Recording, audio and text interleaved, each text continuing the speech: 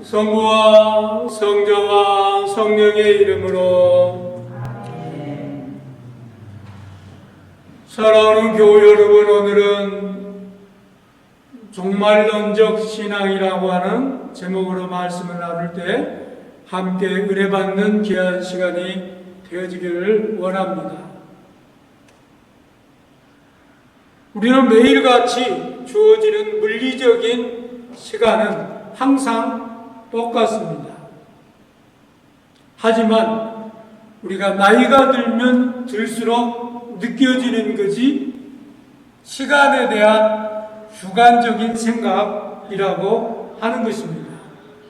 그래서 나이가 들면 들수록 시간이 빨라지는 것을 체감하고 또 그것을 경험하고 있는 것이 우리들의 모습입니다. 여러분, 우리가 한번 모래시계를 한번 생각해 보십시오. 모래시계를 이렇게 거꾸로 뒤집어 놓으면 처음에는 모래시계가 천천히 내려온 것 같이 되어집니다. 그러나 그 모래시계 안에 모래가 조금 남아있을 때는 속도가 빨라지는 것 같이 느껴집니다. 그러나 사실은 내려오는 속도는 똑같다라고 얘기하고 있습니다.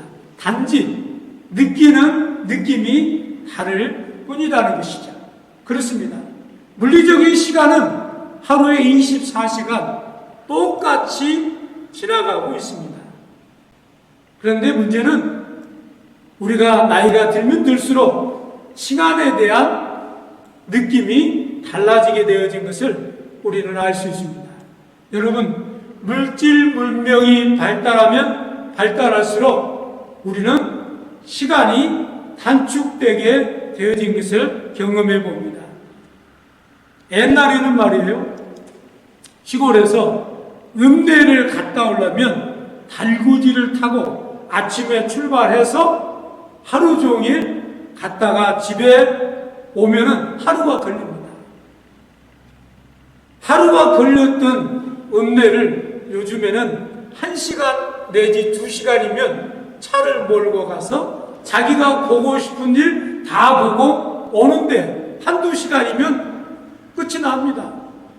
그러면 그 남은 시간이 얼마나 길어집니까? 그런데 우리는 그렇게 생각하는 것이 아니라 그 남은 시간이 더 빨리 지나가게 되는 것을 우리는 경험하게 되어집니다. 다시 말하면 우리가 시간이 빠르면 빠를수록 또 우리가 교통문화가 발달되면 발달될수록 우리에게 주어지는 시간, 여가 생활이 많이 있는 것 같지만 현대인들은 옛날 달구지를 타고 다니는 시대보다도 더 빨리, 더 급하게 살고 있는 것이 우리들의 모습이다 라고 하는 것을 볼 수 있습니다. 그래서 현대인들을 가리켜서 마치 다람쥐 쳇바퀴 돌듯이 생각이 없이 그냥 일어나면 직장 가고 일어나면 자기에게 주어진 일하고 그러면서 그냥 생각 없이 하루를 보내고 하루를 또 보내는 그런 삶을 살고 있는 것이 현대인들의 모습이다라고 하는 것을 우리는 볼 수 있습니다.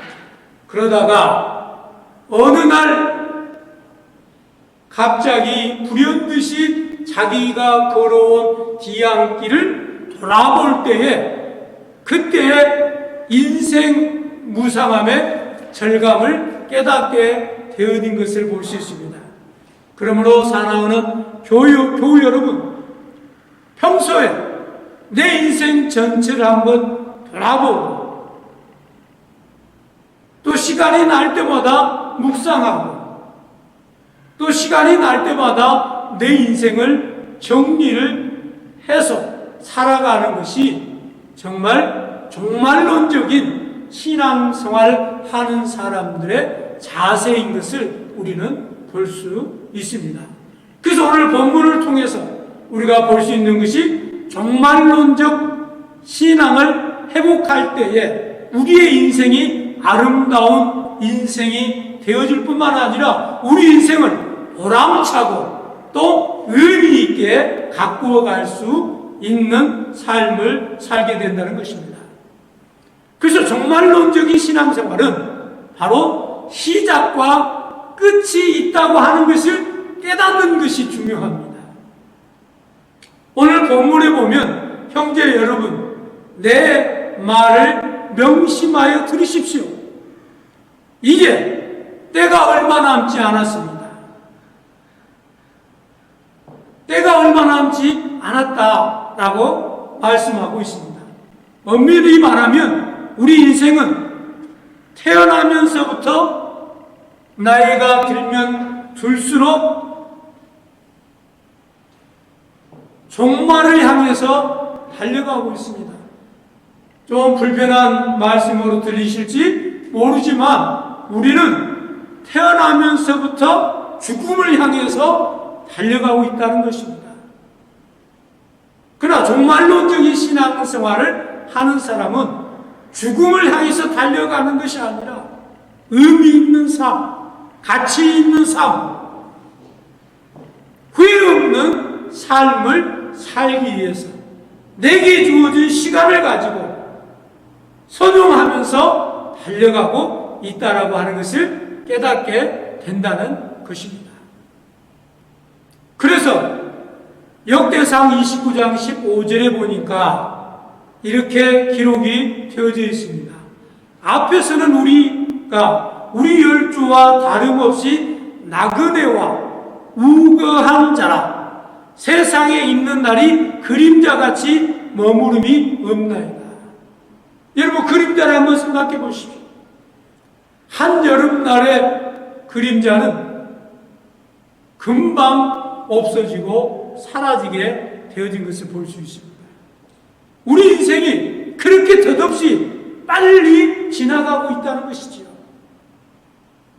그뿐인가요? 야고보서 4장 14절에 보니까 내일 일을 너희가 알지 못하는도다.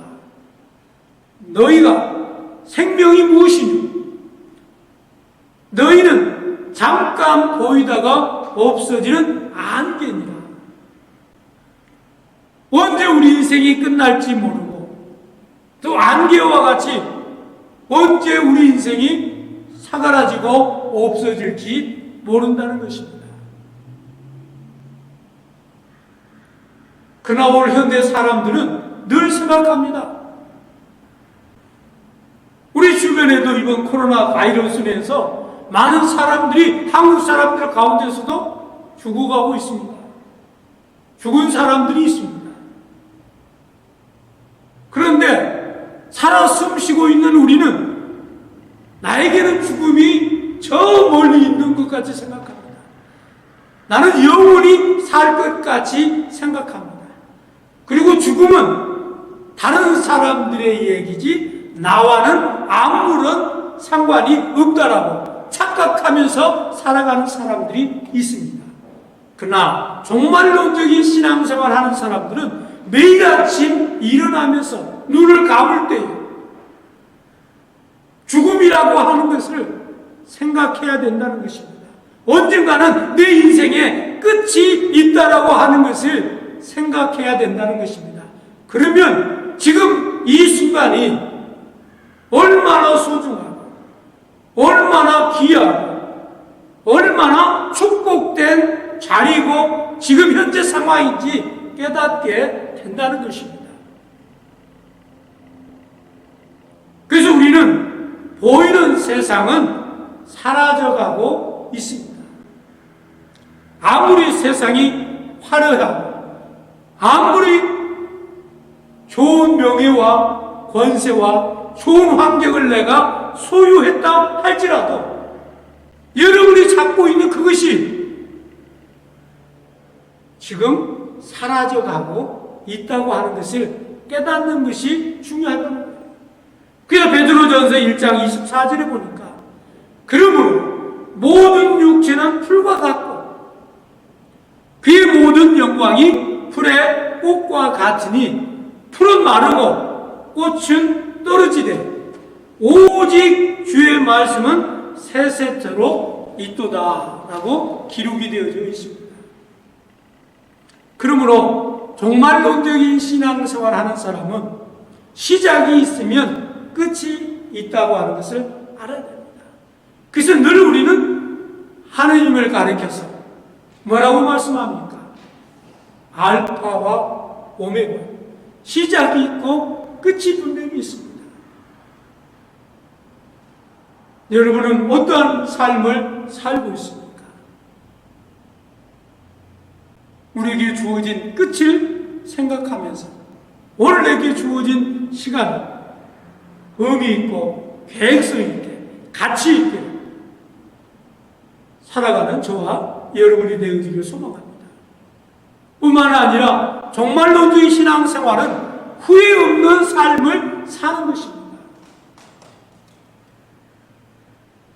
후회 없는 사람은 자기 비결은 기회가 있을 때 잘하는 것입니다. 그리스 신화에 보면 이런 내용이 있습니다. 머리숱이 무성하고 앞머리는 머리숱이 무성하고 그리고 뒷머리는 대머리입니다. 그리고 발에는 날개가 달려있는 이상한 동물이 있습니다. 앞머리가 무성한 이유는 사람들이 나를 보았을 때에 쉽게 붙잡을 수 있도록 앞에 머리가 많다는, 숱이 많다는 것입니다.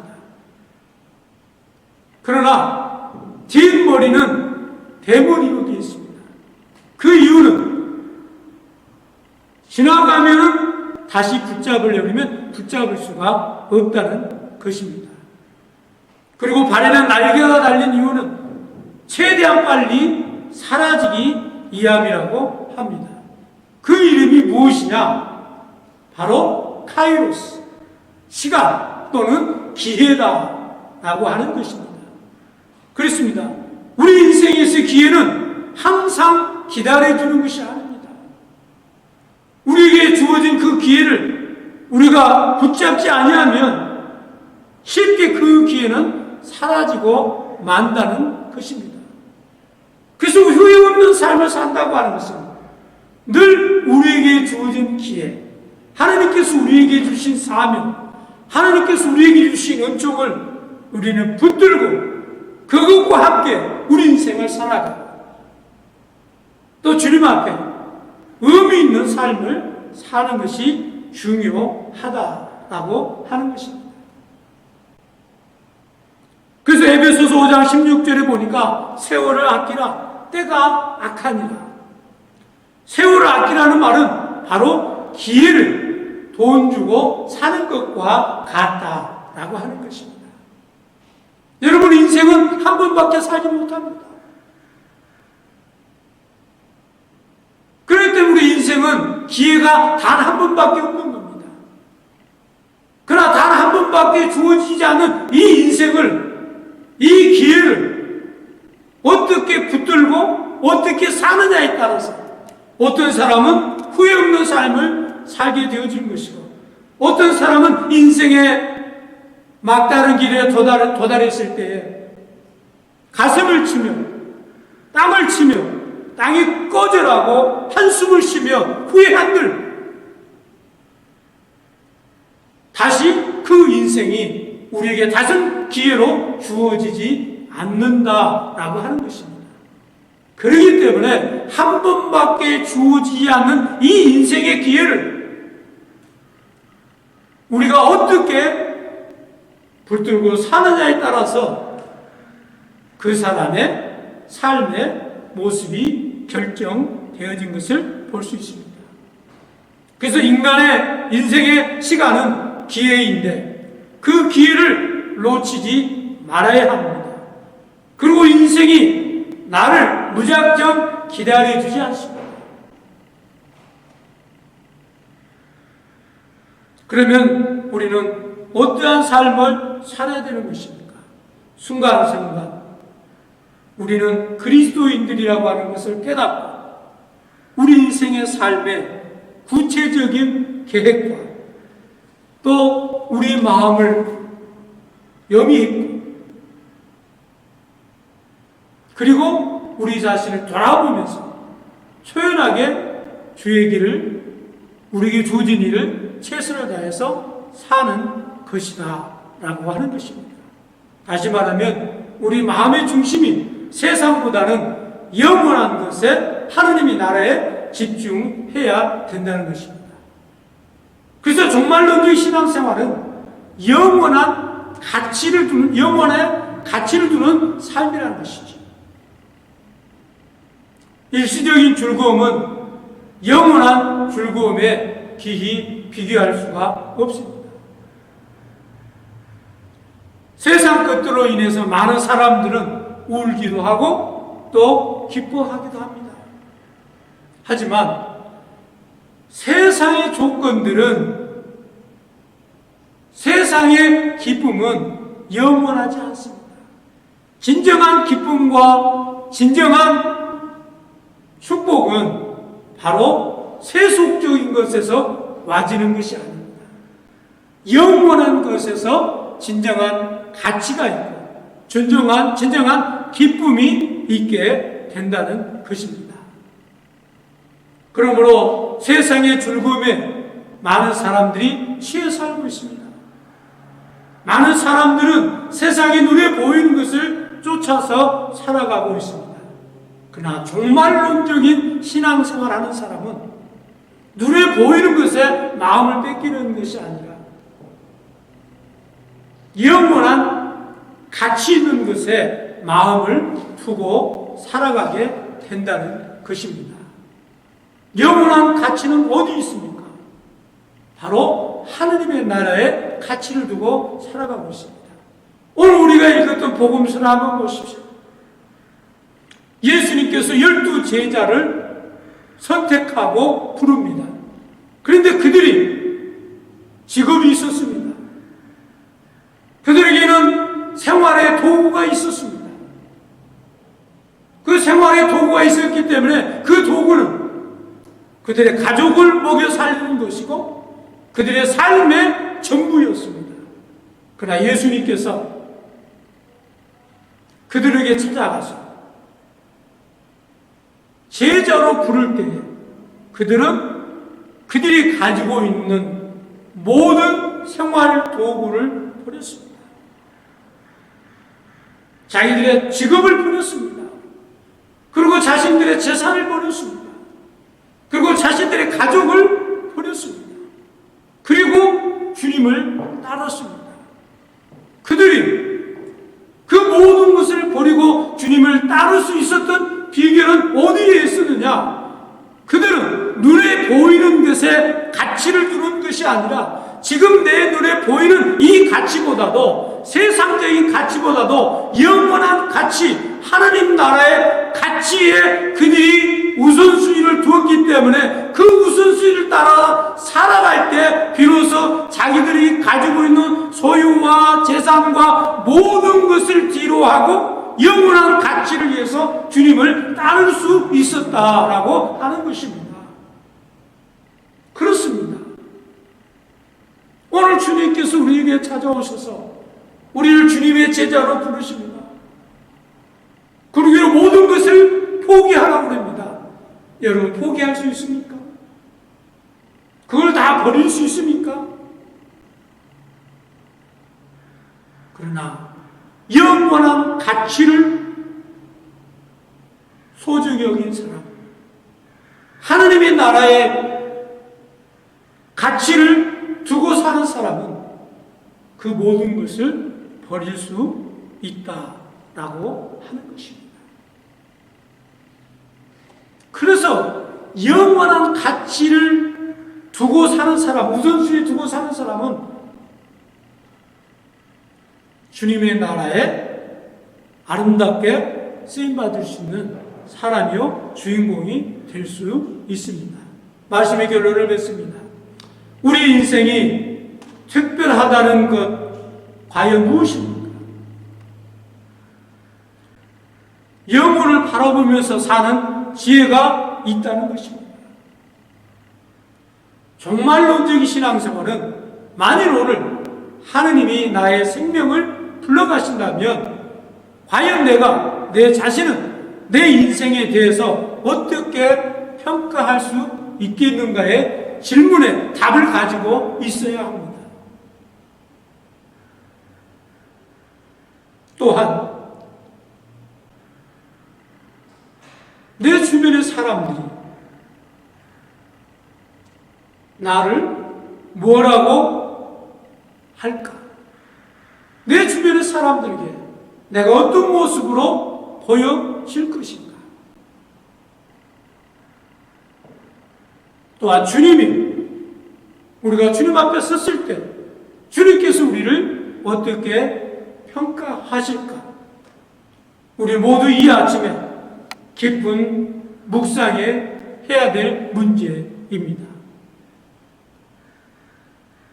남은 생에 종말론적인 신앙을 가지고 하느님 앞에 영광 돌리는 삶을 사는 저와 여러분이 되어지기를 소망합니다.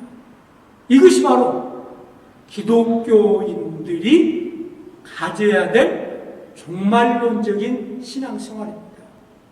그리고 그 종말론적인 신앙생활은 항상 인생의 시작이 있으면 끝이 있다고 하는 것과 우리 인생의 삶을 사는 동안 한 번밖에 주어지지 않는 삶 가운데, 기회 가운데 후회 없는 삶을 사는 것이고 그 후회 없는 삶을 산다고 하는 것은 영원한 가치를 선택하고 그 영원한 가치를 위해서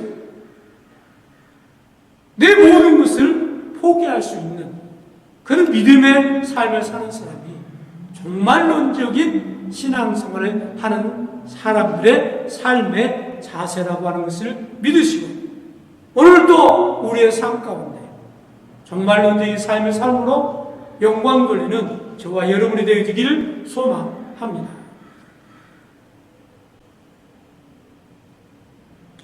성부와 성자와 성령의 이름으로 하였나이다.